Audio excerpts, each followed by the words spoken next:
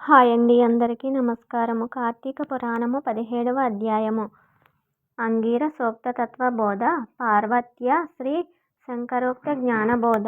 ముందుగా ఈ వీడియో చూసినట్లయితే లైక్ కొట్టడం మాత్రం మర్చిపోకండి. ఓం నమ శివాయ అని కామెంట్ చేయండి. వీడియో మీకు నచ్చితే సబ్స్క్రైబ్ చేసుకోండి. అంగీరసుడిట్లనెను, ఓయి కర్మబంధ ముక్తులు కార్యకారణములు స్థూల సూక్ష్మములు ఈ జంటల సంబంధమే దేహమనబడును. నీవడిగిన ఈ విషయము పూర్వమందు కైలాస పర్వతమున పార్వతికి శంకరుడు చెప్పెను. దానిని ఇప్పుడు నీకు నేను చెప్పెదను. ఇతర చింతను మాని వినుము. నీవడిగిన ప్రశ్నకు సమాధానమును చెప్పెదను వినుము. జీవుడనగా వేరెవ్వడును లేడు. నీవే జీవుడవు. నేను ఎవ్వడనంటే నేను ఆ బ్రహ్మనే అయి ఉన్నాను. ఇందుకు సందేహము లేదు.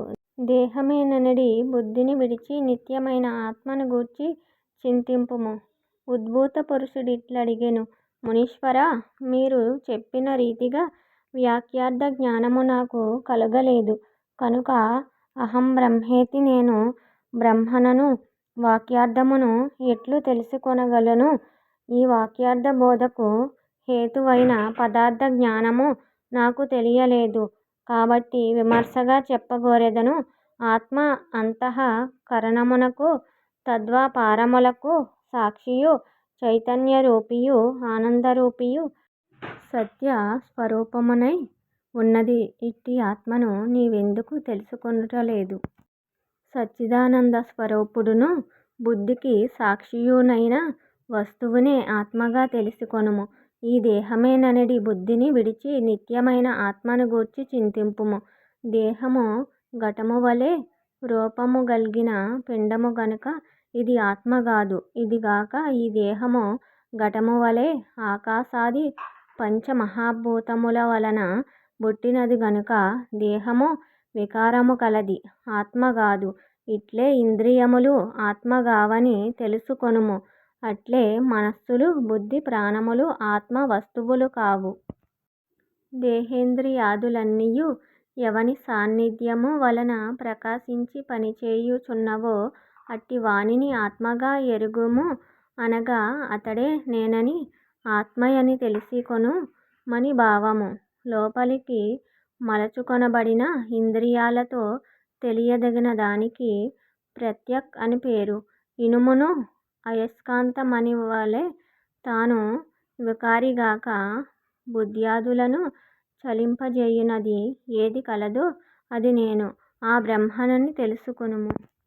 ఎవని యొక్క సాన్నిధ్యమామృచేత జడములైన కదలిక లేని దేహేంద్రియమున ప్రాణములు జన్మలేని ఆత్మవలె కదలిక కలిగి ప్రకాశించుచున్నవో ఆ బ్రహ్మను నేను. అది తెలుసుకొనుము. ఎవ్వడు వికారిగాక సాక్షి అయి స్వప్నమును జాగరమును సుషుప్తిని వాటి యొక్క ఆద్యంతములను నేను సాక్షి అని తెలుసుకొనుచున్నాడో అది బ్రహ్మ అని తెలుసుకొనుము. ఘటమును ప్రకాశింపజేయు దీపము ఎట్లు ఘటము కంటే భిన్నమో అట్లుగానే దేహాదులను ప్రకాశింపజేయు బోధరూపుడైన నేను ఆత్మ అని తెలుసుకొనుము. ఎవ్వడు సర్వప్రియుడై నీ యొక్క పుత్రమిత్ర ప్రియాప్రియాది భావములను ద్రష్టగా జూచునో వాడే నేనని బ్రహ్మ అని తెలుసుకొనుము. నిత్యము ఎన్ని మారులు చూచినను పరమ ప్రేమకు నిత్యానందమునకు స్థానమైనదే బ్రహ్మ, అదే నేనని తెలుసుకొనుము. సాక్షియు బోధరూపుడగువాడే నీవని ఎరుగుము. సాక్షిత్వమును జ్ఞానరూపత్వమును అవికారియగుట ఆత్మకే గలవు. దేహేంద్రియ మన ప్రాణాహంకారముల కంటే వేరైన వాడును. ఒకటి పుట్టుట జనిమత్వ, 2 ఉండుట అస్తిత్వం, 3 వృద్ధిగతత్వ పెరుగుట, 4 పరిణామత్వ పరిణామము చెందుట, 5 కృశించుట, 6 నశించుట. ఈ 6 వికారములు లేనివాడు వికారములు ఈ 6 భావాలు లేనిది బ్రహ్మత్వం. పదార్థమును ఇట్లు నిశ్చయించుకొని వ్యాపించు స్వభావముచేత సాక్షాద్విధి ముఖముగాను తచ్చబ్దార్థమును తెలిసికొనవలయును. శ్లోకం అతద్వ్యావృత్తి రూపేణ సాక్షాద్విధిముఖేన చ వేదాంతానాం ప్రవృత్తి స్యాత్ ద్విరాచార్య సుభాషితం. తచ్చబ్దమునకు బ్రహ్మ అర్థము, అతచ్చబ్దమునకు బ్రహ్మణ్యము ప్రపంచమర్థము. వ్యావృత్తి అనగా ఇది గాదని నిరసించుట అనగా ఇది బ్రహ్మగాదిది బ్రహ్మగాదని దేహేంద్రియాదులను నిరసించగా మిగిలినది బ్రహ్మయని భావము. సాక్షాద్విధిముఖమనగా సత్యం జ్ఞానమనంతం బ్రహ్మ అను వాక్యములతో బ్రహ్మ సత్య జ్ఞానానంద స్వరూపుడని తెలుసుకొనవలయునని భావము. ఆత్మ సంసార లక్షణ విశిష్టముగాదనియు సత్యస్వరూపమనియు దృష్టి గోచరముగాదనియు తమస్సుకు పైదనియు అనుపమానంద రూపమనియు సత్య ప్రజ్ఞాది లక్షణయుతమనియు పరిపూర్ణమనియు చెప్పబడును. అతద్వ్యావృత్తి రూపముగాను సాక్షాద్విధిముఖముగాను తెలుసుకొనదగిన ఆత్మస్వరూపము ఇదియేనని అర్థము.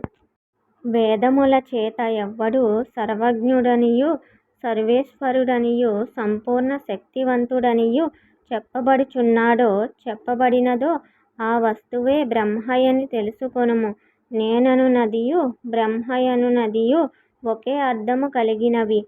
వేదములందు ఎవ్వనికి తదను ప్రవిశ్య ఇత్యాది వాక్యముల చేత జీవాత్మరూపము చేత ప్రాణులందు ప్రవేశమును ఆ జీవులను గురించి నియంతృత్వమును చెప్పబడుచున్నదో వాడే బ్రహ్మయని తెలుసుకొనుము. వేదములందు ఎవ్వనికి కర్మ ఫలప్రదము జీవన కారణకృత్తత్వము చెప్పబడినదో వాడే బ్రహ్మయని తెలుసుకొనుము. ఈ ప్రకారముగా తత్తత్వం అను పదములు రెండును నిశ్చయించబడినవి.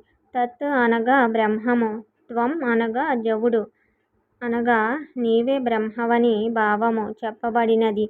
ముందు వాక్యార్థమును చెప్పెదను. వాక్యార్థమనగా తత్వం పదములకు ఐక్యము ఏకత్వము చెప్పబడును. ప్రత్యేగాత్మయే అద్వయానందరూప పరమాత్మ పరమాత్మయే ప్రత్యేగాత్మ. ఈ ప్రకారముగా అన్యోన్య తాదాత్మ్యము ఎప్పుడు అనుభవమున గలుగునో అప్పుడే త్వం పదమునకు అర్థము తెలియును. బ్రహ్మగాథను భ్రాంతి నశించును. తాదాత్మ్యమనగా అదియే ఇదియని అర్థము అనగా ఐక్యము. తత్వమసి అనగా తత్ త్వం అసి. ఈ వాక్యార్థమునకు తాదాత్మ్యము చెప్పవలెను. అప్పుడు వాచ్యార్థములైన కించిజ్ఞత్వ సర్వజ్ఞత్వ విశిష్టులైన జీవేశ్వరులను వదలి లక్ష్యార్థములైన జ్ఞత్వము పరబ్రహ్మము గ్రహించిన ఎడల తాదాత్మ్యము సిద్ధించును. ముఖ్యార్థమునకు బాధ కలిగినప్పుడు లక్షణావృత్తిని ఆశ్రయించవలెను. ఈ లక్షణావృత్తి మూడు విధములు. అందులో ఇచ్చట భాగలక్షణను గ్రహించవలెను. అనగా కొంత పదము విడిచి కొంత పదము స్వీకరించుట భాగలక్షణ యనబడును. తత్వమసి యందు సర్వజ్ఞత్వ కించిజ్ఞత్వములను వదిలి కేవల జ్ఞానాత్మత్వమాత్రమునే గ్రహించిన ఎడల అభేదము సంభవించును. తత్ అది త్వం నీవు అసి అయితివి అనగా నీవే బ్రహ్మవైతివని భావము. సోయందే వదత్త ఇత్యాది స్థలమందును ఇట్లే బోధన చేయబడును. తత్కాల తద్దేశ విశిష్టుడగు దేవదత్తుడు ఏతత్కాల ఏతద్దేశ విశిష్టుడగు దేవదత్తుడు అను వాక్యములలో విశేషణములను తీసి వైచిన దేవదత్తోడొక్కడే భాషించును. అట్లే సర్వజ్ఞత్వం కించిజ్ఞత్వాలు వదలి కేవలజ్ఞత్వములు గ్రహించిన ఆత్మ ఒక్కటే అని భాషించును. నేను బ్రహ్మనను వాక్యార్థ బోధ స్థిరపడు వరకు శమదమాది సాధనములు చేయుచు శ్రవణ మనన నిధిధ్యాసలను ఆచరించవలెను. ఎప్పుడు శృతి చేతను గురు కటాక్షము చేతను తాదాత్వ బోధ స్థిరపడునో అప్పుడు సంసార మూలము నశించును. కొంతకాలము మాత్రము ప్రారబ్ధ కర్మ అనుభవింపుచుండి ప్రారబ్ధ క్షయమందు పునరావృత్తి రహితమైన మోక్షపదమొంది నిరతిశయానందముతో ఉండును. కాబట్టి ముందు చిత్తశుద్ధికై కర్మను చేయవలెను. ఆ కర్మ విధినంతయు గురువు వలన తెలుసుకొని చేసి తత్ఫలమును హరికి సమర్పించి విగత పాపుడై తరువాత ఆ పుణ్యము చేత మంచి జన్మమెత్తి శ్రవణాదులను అభ్యసించి విజ్ఞానియై కర్మబంధమును తెంచుకుని మోక్షమొందుదువు. ఇందుకు సందేహము లేదు. అంగీరస మునీశ్వరుడిట్లు చెప్పగా విని సంతోషించి తిరిగి వాడిట్లడిగెను. కార్తీక పురాణము 17వ అధ్యాయము సమాప్తము. ఈ వీడియో మీకు నచ్చితే లైక్ చేసి షేర్ చేసి సబ్స్క్రైబ్ చేసుకోండి. ఓం నమః శివాయ అని కామెంట్ చేయండి. మళ్ళీ 18వ అధ్యాయంలో కలుద్దాము. అంతవరకు సెలవు. మన ఛానల్లో కుకింగ్ వీడియోస్ కూడా ఉన్నాయి. మీకు కుదిరితే చూడండి. ఓం నమః శివాయ.